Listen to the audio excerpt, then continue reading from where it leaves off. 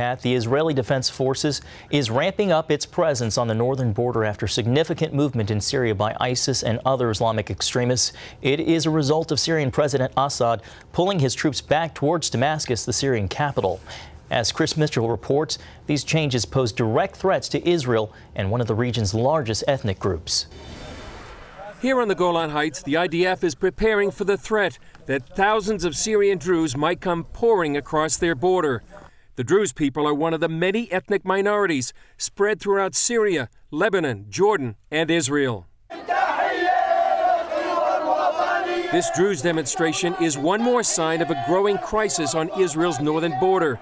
They're calling on Syrian President Assad to protect thousands of their fellow Druze left vulnerable after his troops left the area. They're now exposed to ISIS and a potential genocide.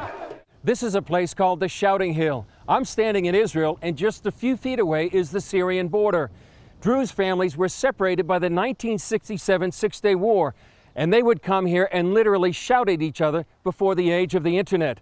Now the Druze are shouting to the world that their families inside Syria are in danger, and that ISIS is right across the border. We are close to ISIS, as I told you, 4 kilometers, and to the first village of the Druze that they are threatened by ISIS, something like 2 kilometers. Here we can see the first home, you can see the white home.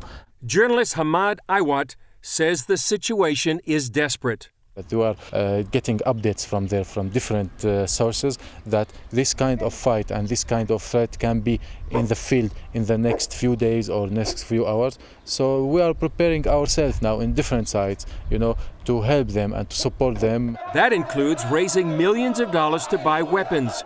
They're waiting now for permission from Israel and Jordan to send those arms inside Syria. Israel has also asked the U.S. for help.